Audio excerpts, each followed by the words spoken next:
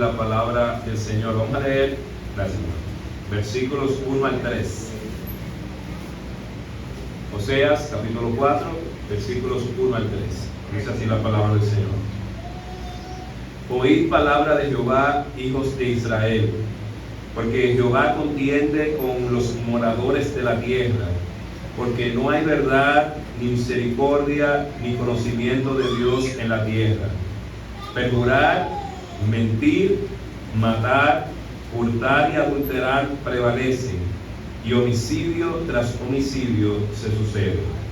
Por lo cual se enlutará la tierra, y se extenuará todo morador de ella, por las bestias del campo y las aves del cielo, y aún los peces del mar morirán. Vamos a pedir la dirección de nuestro Dios para tratar el tema de esta noche. Oh Dios, venimos ante ti sabiendo que somos pecadores, Señor, sabiendo que tú eres un Dios santo, sublime, eres excelso sobre todo, eres el creador del universo.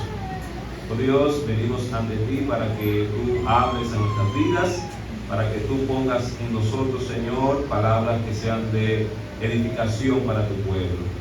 Obra, oh Dios, para que tu Santo Espíritu se mueva en libertad en medio nuestro y sea Él, Señor, el que esté enseñando tu palabra, que sea Él el que esté dejando verdades espirituales que nos animen y nos estimulen a seguir adelante en la carrera que tenemos, Señor. Oh Dios, bendice a tu pueblo y permite, oh Dios, que podamos escuchar tu voz. Que te lo pido en el nombre de Cristo Jesús. Amén. Muy bien, hermanos, el tema que queremos tratar en esta noche se titula, el tema es Dios contiende con su pueblo. Dios contiende con su pueblo.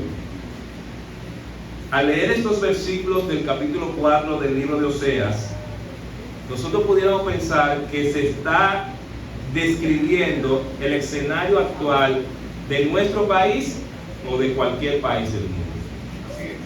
Pero la realidad, hermanos, es que Oseas pronunció sus palabras 8 siglos antes del nacimiento de nuestro Señor Jesucristo.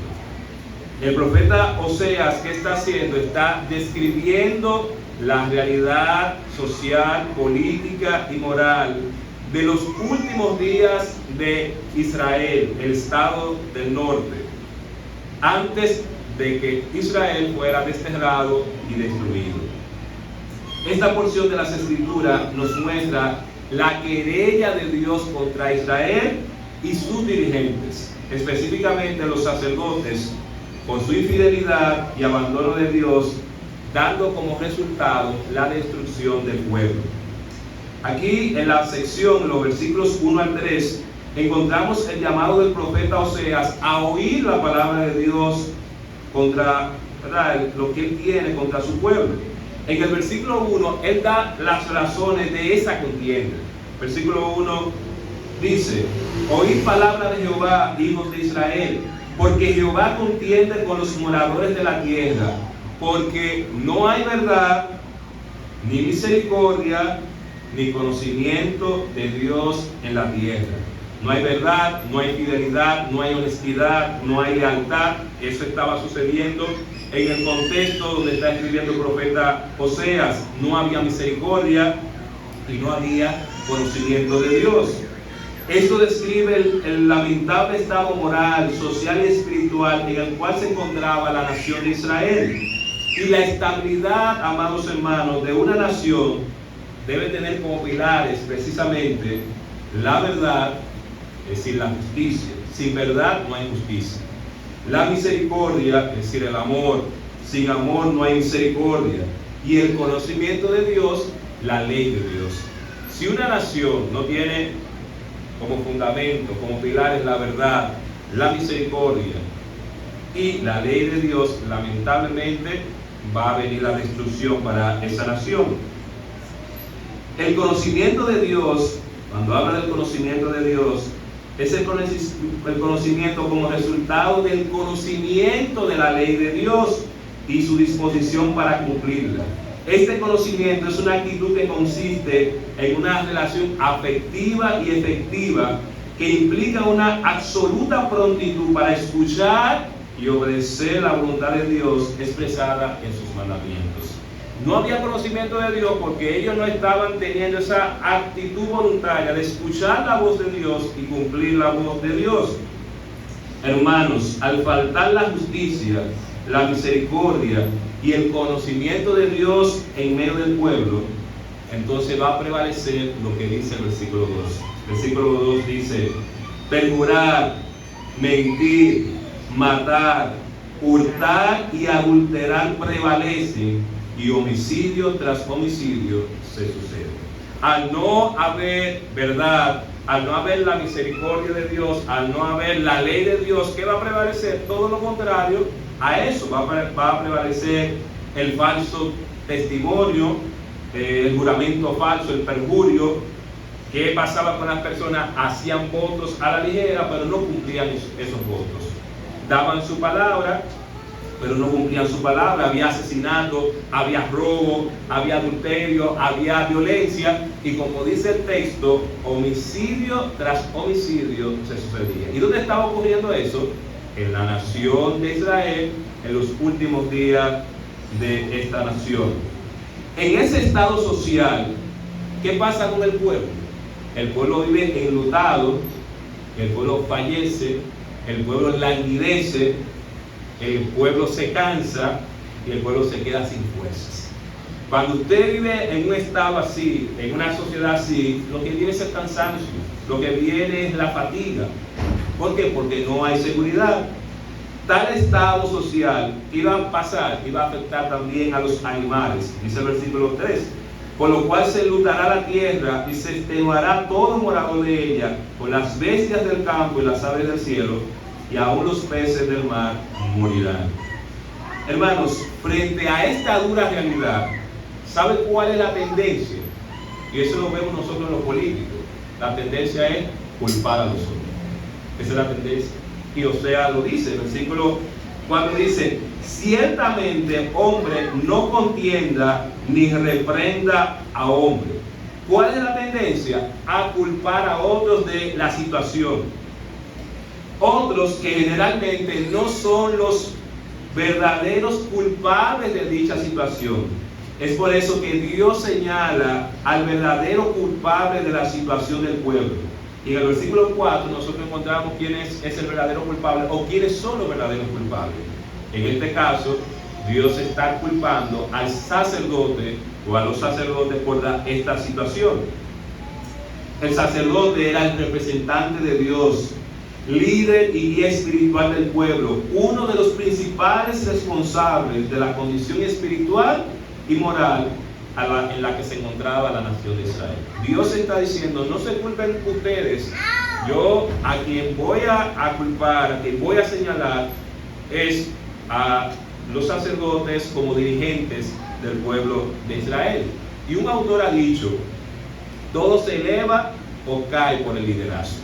Y realmente, hermanos, todo va a levantarse, va a seguir adelante por el liderazgo, pero de la misma manera todo puede caer, todo puede destruirse también por la irresponsabilidad del liderazgo. Nosotros debemos recordar que los dirigentes de Israel eran generalmente tres figuras: el sacerdote, el profeta y los príncipes. Se le llaman los príncipes, ¿verdad?, a los gobernantes. Ellos eran los que generalmente guiaban al pueblo de Israel. Dios contiende con su pueblo acusando a los líderes de Israel. Mira lo que dice el versículo 5: caerás por tanto en el día, y caerán también contigo el profeta de noche, y a tu madre destruiré. El versículo 5 dice que el sacerdote tropieza o cae en el día, y en la noche tropieza con el profeta. Esto puede ser, ¿verdad? Esto pudiera ser que una de las razones es porque la tierra estaba enlutada, quizá encontrarse con muchos asesinatos, cuerpos de personas, o puede ser que ellos estuvieran dirigiéndose, como vamos a ver más adelante, a lugares de idolatría, lugares de adoración a dioses falsos. La expresión tu madre destruiré se refiere a Israel. Por eso el versículo 6 nos dice: mi pueblo fue destruido. ¿Por qué? Porque le faltó conocimiento. Y Dios está diciendo: ustedes como sacerdotes son los responsables de la condición espiritual del pueblo.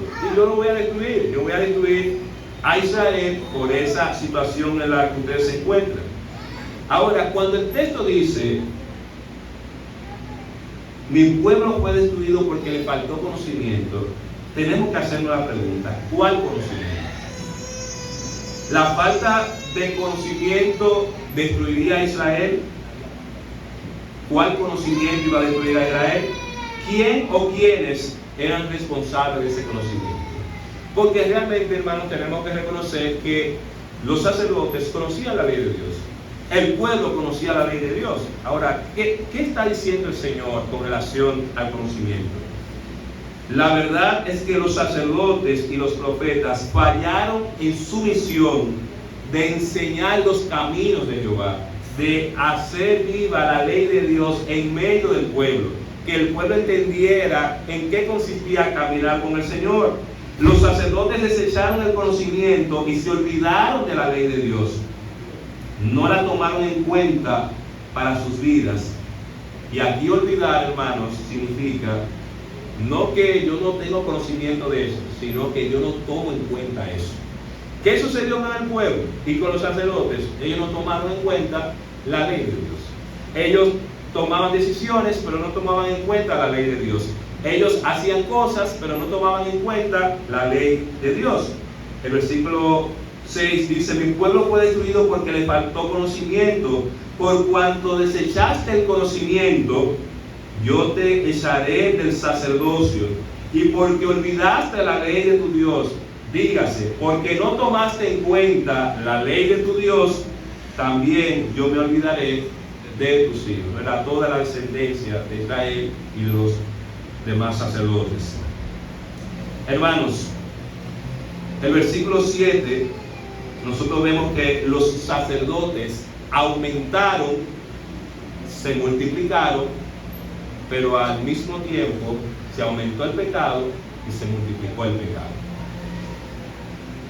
Dice el versículo 7: conforme a su grandeza, si conforme a su multiplicación, así pecaron contra mí, también yo cambiaré su honra en afrenta. Dios cambiaría la gloria de los sacerdotes por vergüenza. Una versión de la Escritura dice: mientras más aumentaban los sacerdotes, más pecaban contra mí. Cambiaron a quien es su gloria, que era Dios, en algo deshonroso. Y lo vemos en las Escrituras. ¿Qué es lo que el Señor muestra? Los hombres, cuando se vuelven a la idolatría, cambian la gloria de Dios por lo que avergüenza, por los ídolos que avergüenzan, por lo que no tiene poder, lo que no tiene vitalidad, lo que no tiene vida. Cambiar al Dios soberano, al Rey del universo, por algo que no tiene ningún valor. Eso es cambiar la gloria de Dios por lo que avergüenza. El versículo 8, al hablar de la práctica de los sacerdotes de comer del pecado de mi pueblo, vamos a leer el versículo 8: del pecado de mi pueblo comen, y en su maldad levantan su alma. ¿Usted sabe qué era lo que estaba sucediendo? Que el pueblo, o los sacerdotes, mejor dicho, lo que hacían era que alentaban al pueblo a que pecara más. ¿Y por qué alentaban al pueblo a que pecara más? Porque hay una ofrenda en el Antiguo Testamento que es la ofrenda por el pecado. ¿Y qué ellos hacían con esa ofrenda del pecado? Se beneficiaban de esa ofrenda por el pecado. Y ellos lo que estaban alentando no era que el pueblo dejara de pecar. No, yo lo que quiero es que el pueblo peque más, porque en la medida que ellos pecan más, ofrendan, traen la ofrenda, y nosotros como sacerdotes, como estamos llamados a beneficiarnos de eso, vamos a recibir eso. Ellos se alegraban, hermanos, cuando el pueblo pecaba. Una traducción dice lo siguiente: cuando la gente lleva su ofrenda por el pecado, los sacerdotes se alimentan. Por eso se alegran cuando el pueblo peca. ¿Ustedes me están oyendo? Es decir, ellos estaban contentos, alegres, porque se estaban alimentando. ¿Y por qué se estaban alimentando? Porque se estaban aprovechando de esa ofrenda, que era la ofrenda por el pecado. No solo, hermanos, no cumplieron su misión de enseñar al pueblo de Dios. Ellos fallaron en su misión de enseñar al pueblo de Dios, sino que además fomentaron la idolatría. No solamente ellos no enseñaron al pueblo de Dios, no enseñaron la ley de Dios, no enseñaron los caminos del Señor, no solamente se aprovechaban del pueblo, sino que ellos también fomentaron la idolatría, la fornicación en el pueblo. Mira lo que dice el versículo 9. Y será el pueblo como el sacerdote, le castigaré por su conducta y le pagaré conforme a sus obras. Comerán, pero no se saciarán, fornicarán, mas no se multiplicarán, porque dejaron de servir a Jehová. Fornicación, vino y mosto. ¿Qué dice la palabra del Señor? Quita el juicio. El versículo 9, hermanos, habla del castigo de Dios hacia el sacerdote por sus obras y por su conducta, ya que su manera de proceder no se correspondía con su investidura. Fíjense que el versículo 9 dice que el pueblo será como el sacerdote, lo motivaba: lo castigaré por su conducta y le pagaré conforme a sus obras. Cuando nosotros extraviamos nuestras vidas, podemos extraviar también la vida de aquellos en los cuales tenemos influencia.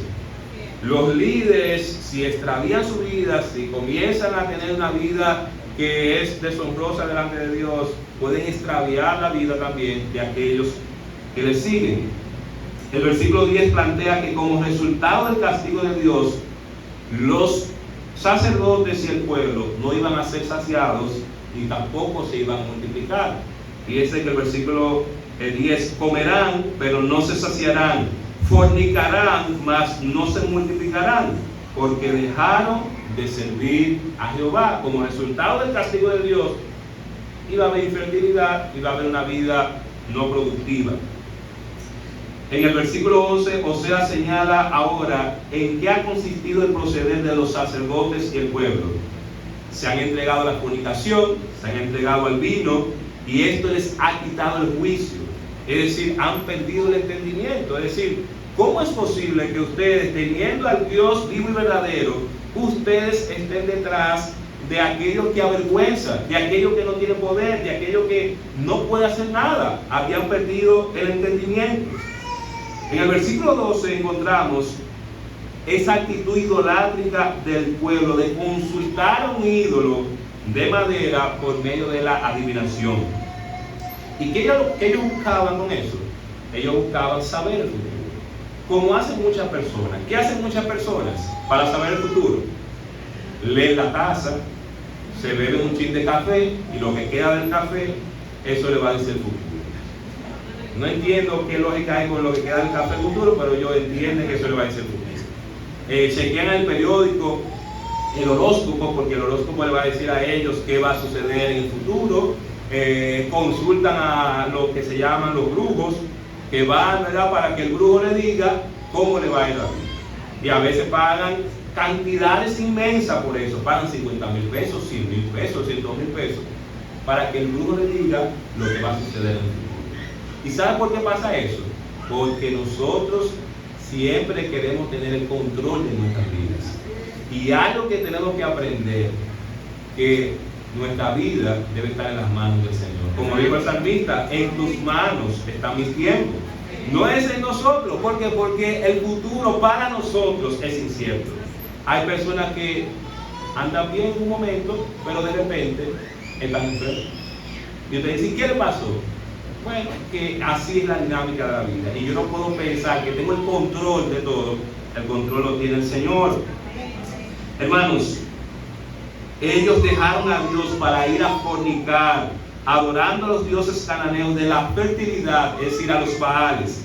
De esta manera olvidaron a Dios, que era su verdadero amante, le dejaron y fueron infieles. ¿Qué ellos hicieron? Se fueron con otros amantes. Y por eso usted ve que El capítulo de Oseas, en el primer capítulo, Dios hace que Oseas se case con una prostituta porque Dios quiere en todo el capítulo ejemplificar que Él tiene una relación con Israel, que es su esposa, pero ¿qué ha hecho Israel? Ha sido infiel y ha amado a otros. Baal es el dios de la tempestad, el dios de la lluvia y por tanto el dios de la fertilidad y la fecundidad.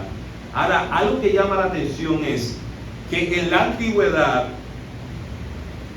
habían dioses asociados precisamente con la fertilidad y la fecundidad. Pero ¿por qué pasaba eso? Porque ustedes saben, hermanos, que Israel era un pueblo eminentemente agrícola, vivía de la tierra y era un pueblo que se movía constantemente. Israel no tenía un lugar fijo. Y me atrevo a decir que todos esos pueblos de la antigüedad vivían. Y por eso nosotros encontramos en la Escritura constantemente que el Señor dice: yo envío la lluvia, la temprana y la tardía. ¿Por qué? Porque eran sociedades que necesitaban realmente los cultivos para vivir. Pero ¿qué hizo el pueblo? En vez de confiar en Dios, de que llegara la lluvia a tiempo, de que ellos tuvieran sus cultivos, ¿saben qué hicieron? Fueron a los Baales, buscando seguridad en los Baales, cuando realmente Dios era el que le daba la seguridad. El versículo 3, hermanos, señala los lugares a donde el pueblo iba a hacer sus sacrificios.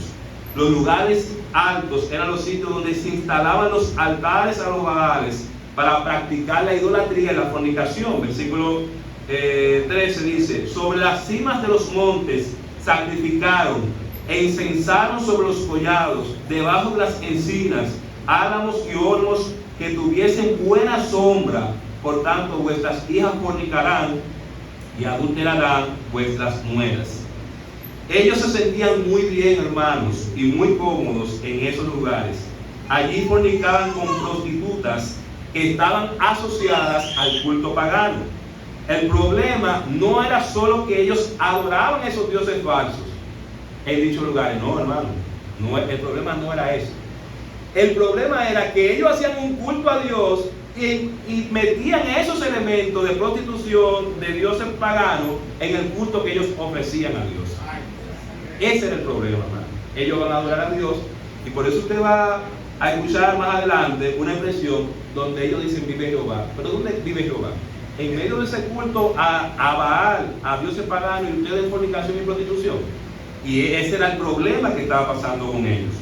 En el versículo 14, Oseas le dice al pueblo que sus hijas y sus nueras fornicarían y adulterarían, pero que Dios no le iba a castigar por eso.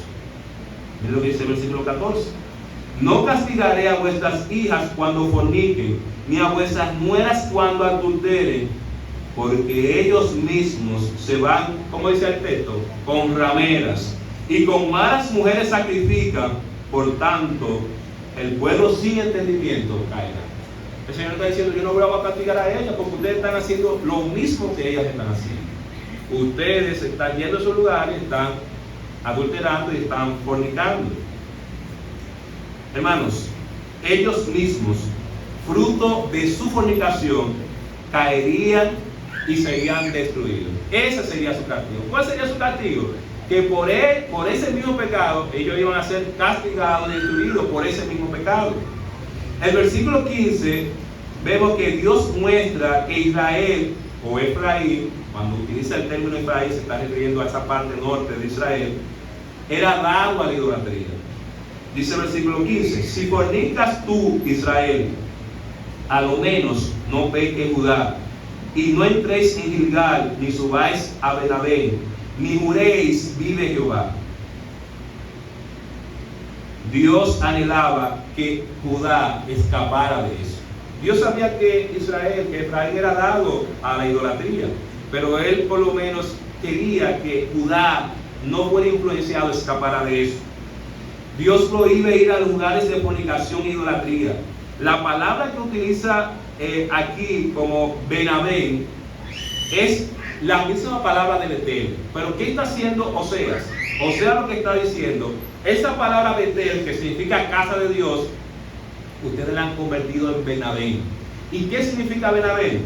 Benabén significa casa de iniquidad, casa de maldad y casa de perversión. Ellos habían convertido a Betel, casa de Dios, en casa de maldad y en casa de perversión. ¿Y quiénes habían sido los responsables? Los sacerdotes y luego todo el pueblo. El versículo 16, vemos que el profeta compara a Israel con una vaquita terca, rebelde e indomable. Porque como novilla indómita se apartó Israel. Los apacentará ahora Jehová como a corderos en lugares espaciosos. Si Israel se encontraba en esa condición, que era terco, rebelde y indomable, ellos no podían esperar que Dios los tratara como si ellos fueran manso cordero. Y es lo que está diciendo el profeta. Si ustedes se han actuado como con rebeldía, ustedes no pueden esperar ahora que Dios los trate a ustedes en lugares espaciosos como buenos corderos. El versículo 17 expresa que Efraín, como equivalente a Israel, el reinado del norte, estaba unido, casado a la idolatría. ¿Y qué dice Dios? Hay que dejarlo que él siga, hay que dejarlo solo en su idolatría. Efraín es dado a ídolos, déjalo, es decir, déjalo solo. Por eso los versículos anteriores él ha dicho, Judá, yo no quiero que Judá por lo menos no peque. Si Israel ha entregado la idolatría, bueno, que se quede él solo en eso, pero que no peque Judá. El versículo 18 muestra que ellos estaban embriagados y entregados a la prostitución. Los príncipes, ¿qué hacían? Estaban amando la vergüenza. Versículo 19 indica que un viento los arrasaría y que a causa de sus sacrificios ellos serían avergonzados. Ahora vemos que en los versículos del capítulo 5 al 7, vemos que ellos abandonaron a Jehová y finalmente eso iba a traer castigo y destrucción a Israel. Versículo 5 del capítulo 7, versículo 1 del capítulo 5. Sacerdotes, oíd esto y estad atentos, casa de Israel y casa del rey, escuchad, porque para vosotros es el juicio, pues habéis sido lazo en Mizpa y red tendida sobre Tabor, y haciendo víctimas han bajado hasta lo profundo. Por tanto, yo castigaré a todos ellos. Yo conozco a Efraín, e Israel no me es desconocido, porque ahora, oh Efraín, te has prostituido y se ha contaminado Israel. No piensan en convertirse a Dios, porque espíritu de fornicación está en medio de ellos y no conocen a Jehová.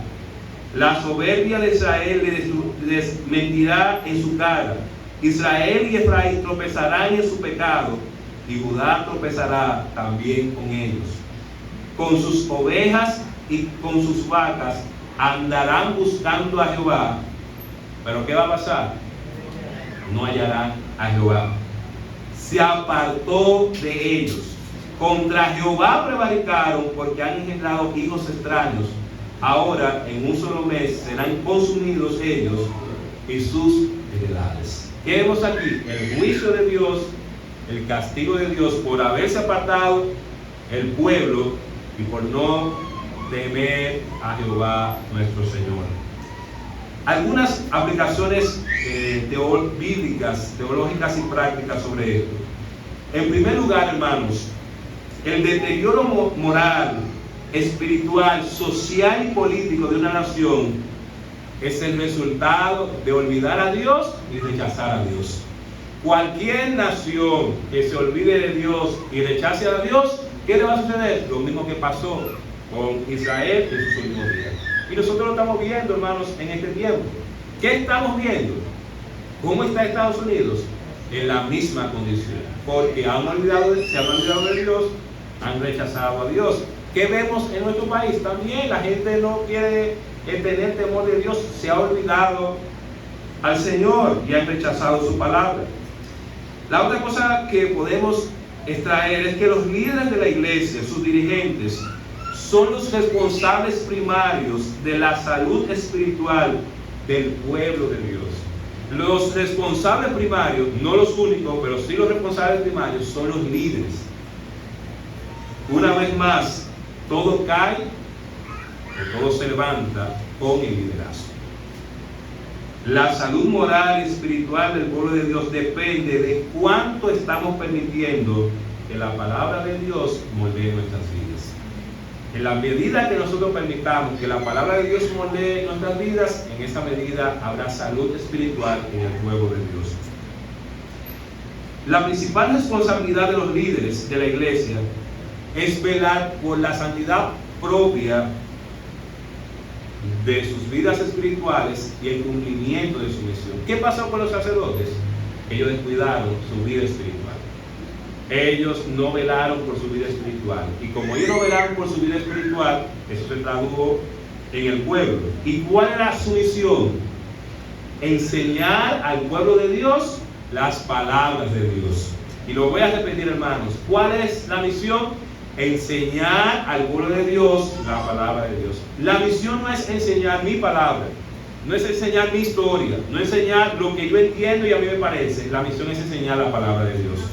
En la medida que enseñemos la palabra de Dios, habrá santidad en el pueblo. Ahora, ¿siempre es fácil enseñar la palabra de Dios? Es fácil porque tenemos el Espíritu Santo, pero también es difícil porque es un arduo compromiso, y también hay que implicarse en el estudio de la palabra para enseñar al pueblo del Señor. Por ahí andan muchas iglesias, hermanos, que lamentablemente no están enseñando la palabra de Dios.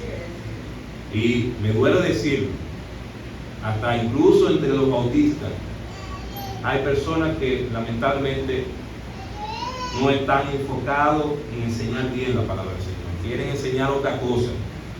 Cuando yo veo, y yo le he dicho en otras ocasiones, que personas le van a predicar el consejo de Dios, como dijo el apóstol Pablo, todo el consejo de Dios, y de 52 semanas, ¿verdad?, que tiene el año.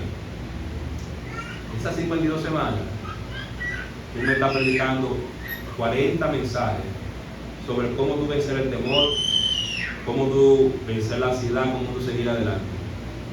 Realmente no se está predicando la palabra del Señor, porque la palabra de Dios tiene una condición que es variada.